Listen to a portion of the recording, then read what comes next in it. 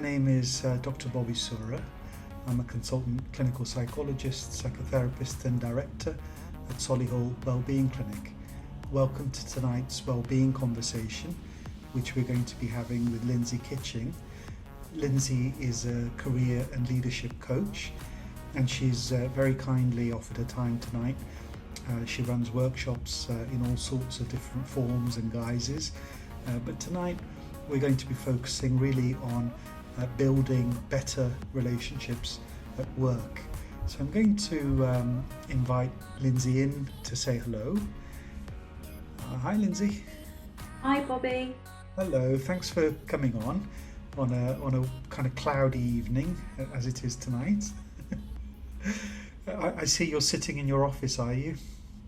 Yes, yeah, I was very lucky that I got this office put together a couple of years ago, pre-lockdown, and it's been invaluable when we went through lockdown for having a space for me and the kids to do our necessary work from home. Lovely. That's really lovely. It's good to have that kind of place, isn't it? So, Lynsey, let's get straight into it. We're talking about building better relationships, aren't we? And that's your focus for this evening. Um, Before we sort of hear about what that all means, tell me a bit about yourself and those that are tuning in tonight. How have you come to be a career and leadership coach? What's been your journey? Sure, thanks, Bobby. Yeah, well, I spent 20 years working in corporate roles prior to doing what I do now. I'm actually a chartered surveyor by profession and worked in corporate property and various other functions in business. But it was always the people aspect that I loved about work and that got me excited. And it was always helping people develop, bringing people together to build better relationships and communicate. And so I had the opportunity to actually take a chance to do this, to do something different. So I'd done a postgrad diploma in organisational leadership at Oxford, and I Oh, did a coaching qualification and brought that sort of knowledge together with my experience to really help people thrive at work. I guess that's my purpose, my essence that sits behind all the work that I do. It's all about helping people be fulfilled and thrive at work. mm, it's wonderful. So you come with a lot of experience as well as professional training. You've got a kind of history of successful working, I suppose, in business, in industry. It's lovely. And Lynsey, to become a career leadership coach, so you have to go to university, I imagine, and do some kind of course training. That's what you did. Yeah, so for me, the route was to actually get that knowledge and that academic grounding, as well as practice with clients, and also become accredited with the International Coaching Federation, the body that sits behind us, and we have a very strong code of ethics in what we do. Mm. And it's important to recognise, the difference between coaching and other interventions, such as the work that Bobby and your colleagues at the clinic do, Yeah. as well as mentoring, which people sometimes get confused with. So yeah, coaching is very much about empowering people to make their own decisions and come up with their own ideas and solutions, but providing a framework for them to do that. So almost helping them move from where they are now to where they want to be in the future. Mm, yeah, it's lovely.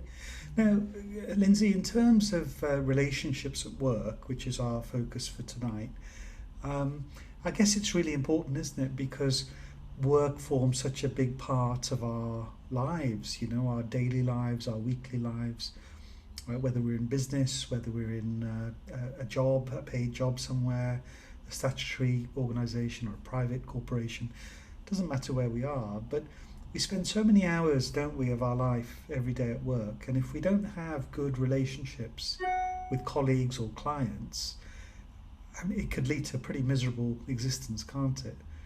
Yeah. So, Yeah, and so important. very much so.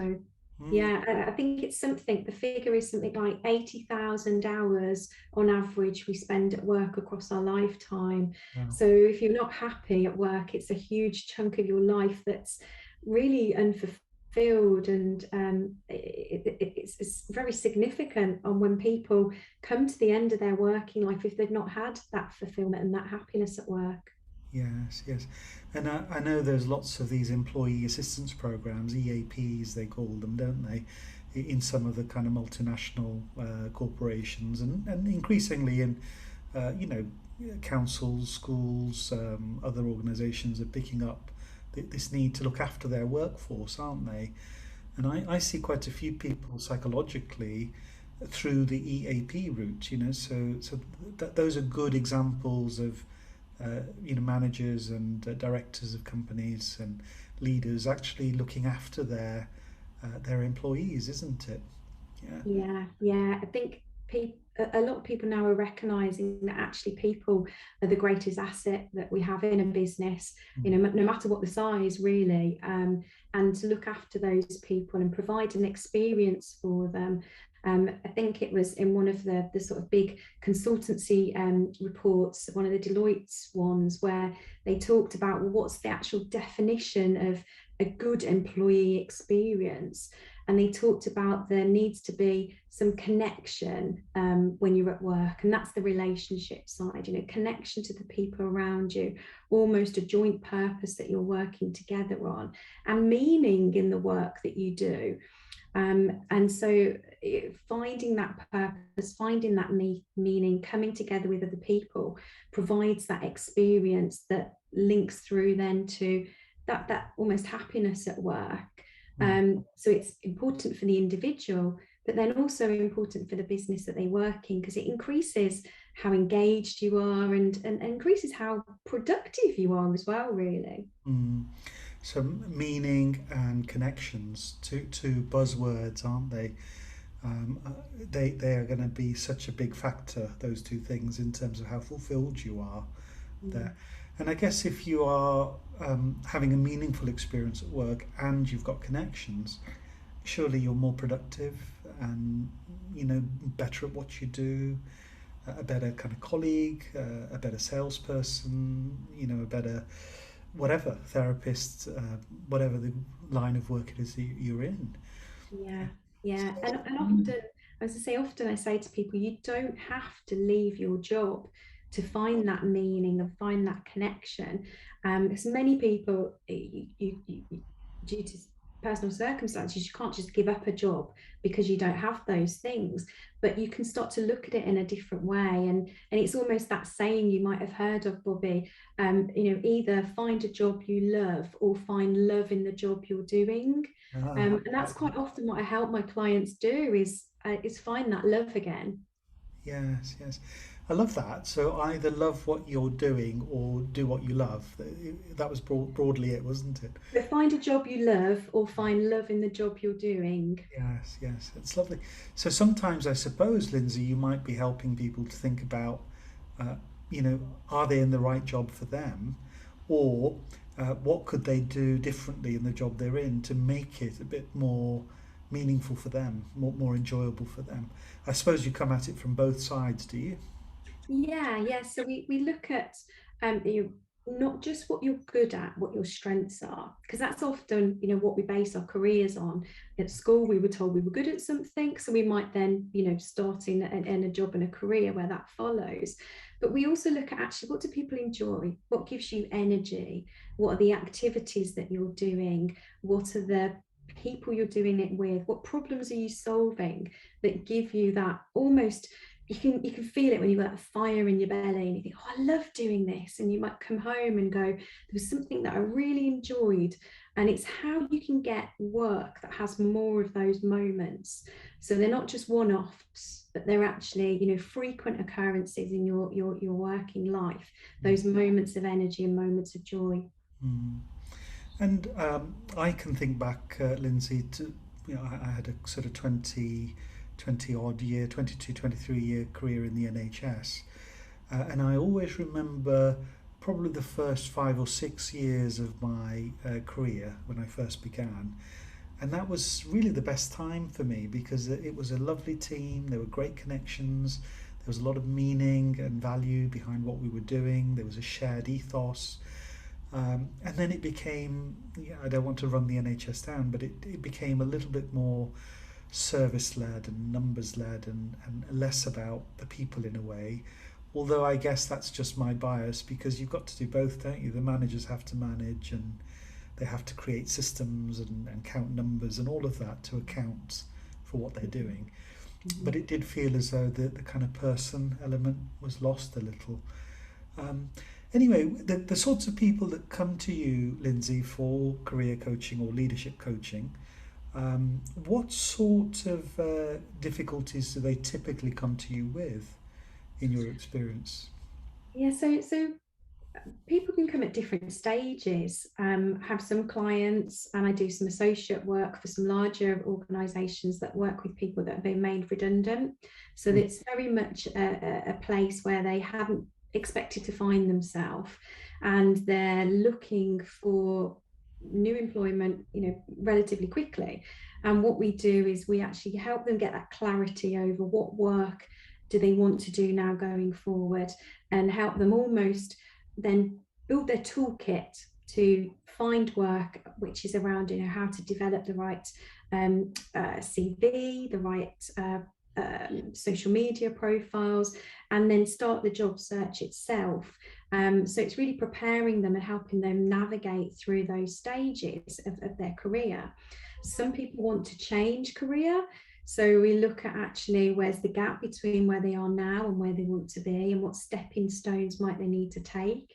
So is that around getting more experience in a different area, or a qualification, but almost breaking what seems like an impossible challenge down into manageable sort of steps, and helping them build their confidence to get there. Quite often they have the resources and they have the personal sort of strengths to get there, but it's confidence that holds us back. So you might think, oh, at my age I can't change my job, it's too late, or I didn't study well at school, so I can't do this now. And it's almost helping them see that art of the possible, that if it's something they really want to pursue, then there's a pathway to enable you to get there. Some people choose, actually they want to work for themselves and go into self-employment. So there's a whole other pathway that we help them explore there. That's lovely. So in a way, it's very psychological, isn't it? It's at least an aspect of the work that you do. I imagine it brings together lots of different disciplines, but psychology, counselling would be one of them, particularly when you're talking about confidence and I suppose if we use other words for that, self-worth, self-esteem, personal identity, the narrative people hold about themselves, all of those things. So you would sort of address some of those things too. I guess it wouldn't be counselling, but it would be coaching. How would you sort of separate the two out, Lindsey? Yeah, so bring them together, bring the best of both together, I guess. yeah, so I sort of call it neuroscience for coaches, Oh yeah. in terms of the toolkit I use. So you're right, I'm not a counsellor. I can't help people almost pick some of those previous experiences that they might have had.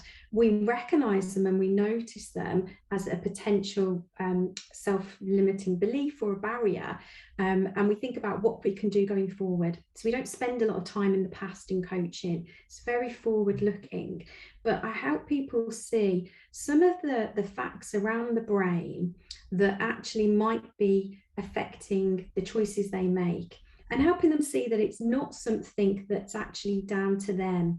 It's something that we're, pre-wired to do, and often going back to, our early cave people days, where, our brains were wired to be prepared for risk and to, close down when we have a threat of danger. And Bobby, obviously far more about this than I do, but one of the facts that I love to share with clients is this element of in our blood, when we're under threat, a hormone's released that almost makes the blood sticky, so it clots. Because in those cave people days, if a saber-toothed tiger was coming at you, and they were going to hurt you, You wouldn't want to, if you got cut, you wouldn't want to bleed a lot. So our blood clots. But that same effect still happens to us if we feel stress. And that sticky blood slowed down our thought process. So, that part of the brain, that prefrontal cortex that does all our thinking and planning and problem solving, gets flooded with this sticky blood, and we can't think straight. We literally say, I can't think straight, I can't process this, I've got too much going on. So helping clients see that sometimes when they're in this place, it's not their fault.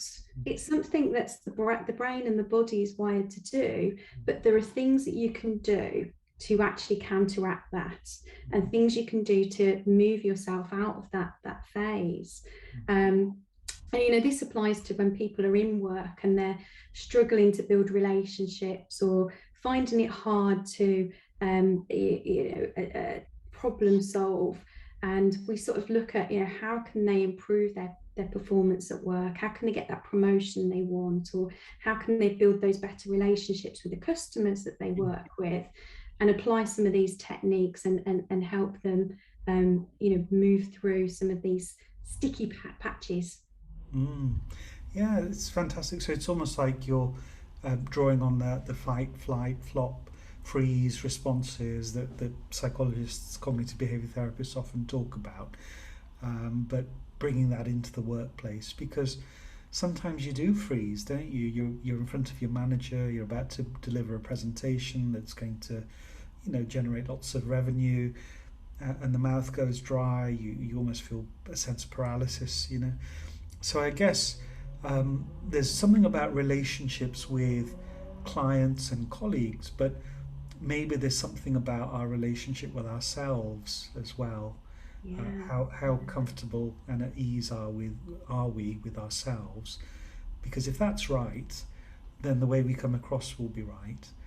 And I guess there's something also about the soul, if I use that word, it's not something we use a lot, but the idea of the soul of a company or an organization or a workplace, the spirit of a place.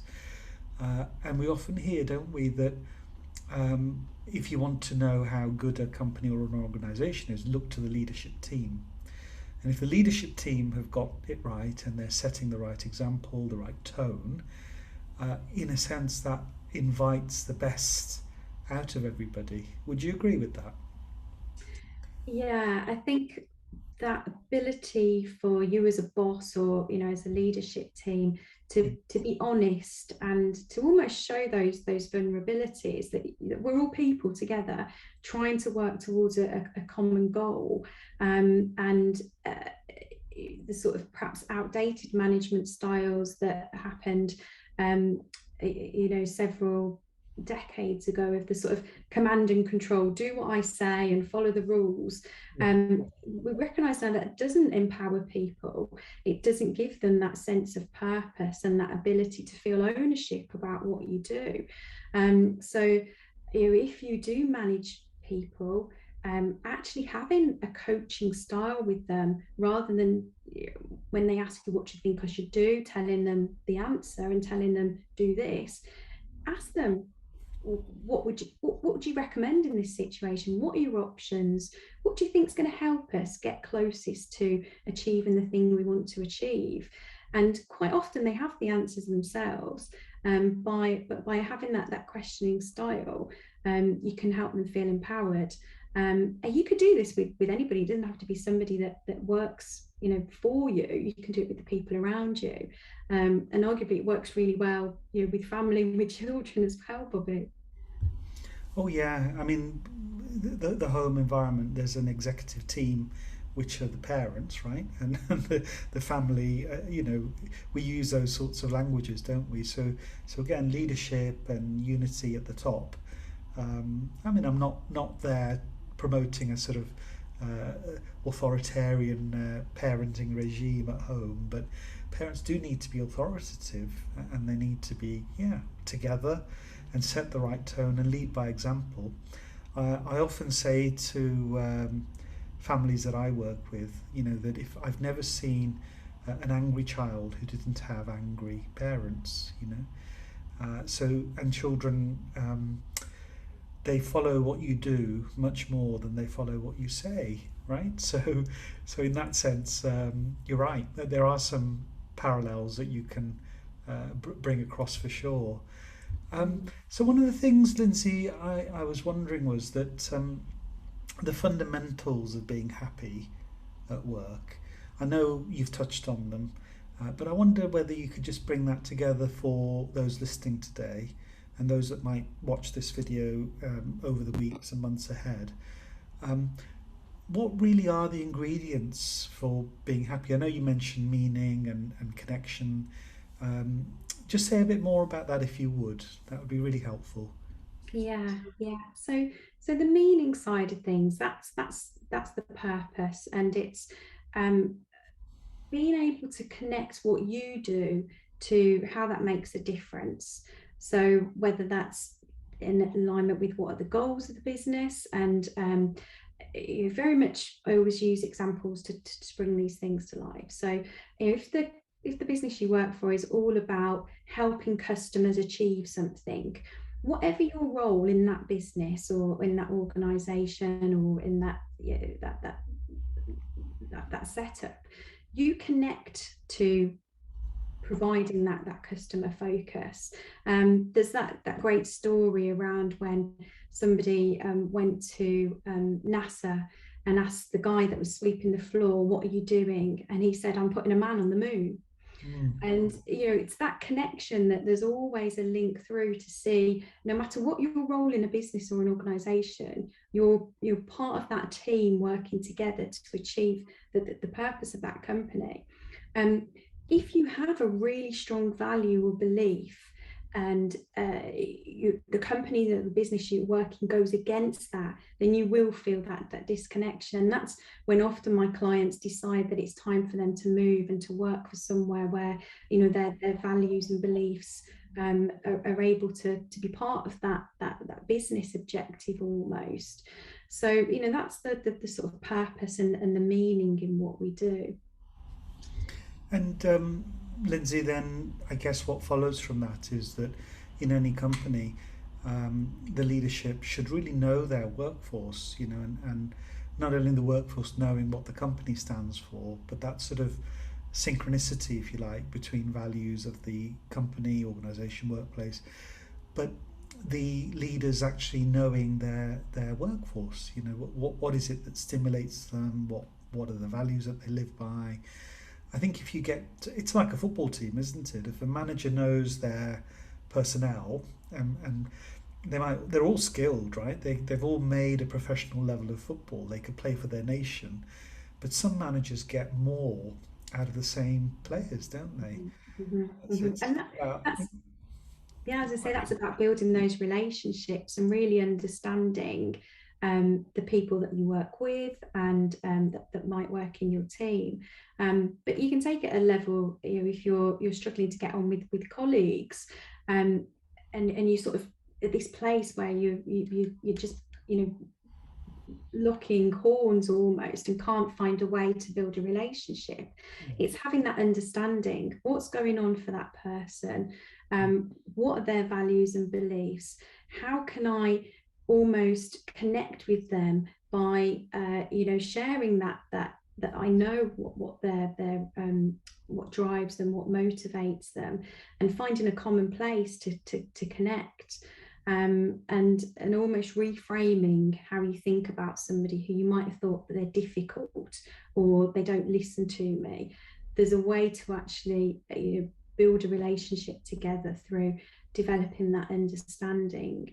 And that's what leadership teams that are working really well do. It is taking that time to understand people at that human level. Yeah, it's lovely. I think you have a very good way of explaining things. The examples you use, Lindsay, you're very unrushed and unhurried. So I can see how you walking into a workplace or helping people think about their career, their leadership, would be very beneficial. So I do hope more and more people come to coaching and career and leadership coaching, because in my experience it's one of those fields or disciplines that at the moment I don't know whether you'd agree, but it's not very well understood. And if people really understood what coaching is and what it can do, you said earlier that it's not so much focused on the past or problems, but on solutions, goals, and the future, the preferred future, if you like, And so it's very empowering and positive in its tone. So I'm glad you're in the field and can offer that. Now, in terms of this workshop that you're doing on, it's Thursday the 23rd, I think, isn't it, of September? Mhm. It's a morning workshop, if I recall, 9:30 to 12:30, something like that. Yeah. And the details are on the website. If I sort of bring up the website, it's www.solihullwellbeingclinic.com, and at the top you've got a menu for classes and groups. So if you have a look there, that's certainly one of the places where you will find information about this workshop. But Lindsey, do you want to say something about that workshop? What kind of people might it be interesting for? What might you be doing in the 3 hours you've got? Perhaps you could say a bit about that. Yeah, sure. So it's a workshop format that I've delivered for a number of organisations before. And what I wanted to do was trying to make it accessible, because quite often, as you talk about before, Bobby, coaching is used perhaps a lot in some of the larger organisations where they've got in-house coaches, or they've got human resource professionals that have seen the power of it and seen the difference it can make for individuals, but the business. And so this is one of these workshops that I've delivered for some larger organisations. I wanted to try and make it accessible for smaller businesses and also for individuals themselves. So I've sort of reformatted it, and we've priced it at an accessible point. And it's for people who perhaps have to deal with customers quite frequently, or they work as part of teams where actually being able to work effectively together is a really, really key part of the job. Mm-hmm. And it might be something that they've not had the space and time to think about before. And, they might have done some very processy, maybe customer training, and they might not have done anything that actually helps them understand the basics of how to build those effective relationships. So we go through some of the key things to consider, some tips and techniques, so that you leave after those 3 hours with some real, good new tools to take back and start using straight away. And my understanding, Lindsey, is that this is a live, in-person workshop, right? So it's not virtual, it's not online. It's a chance to come together. It's happening here at Solihull Wellbeing Clinic. We've got a lovely workshop room. Obviously, it's a COVID secure building. The rooms are aired. There's plenty of ventilation and so on. But that's one of the factors that I think will interest people to who are itching to get out and be with people again. Because even now, lots of people are still working from home, aren't they? And so on. Yeah.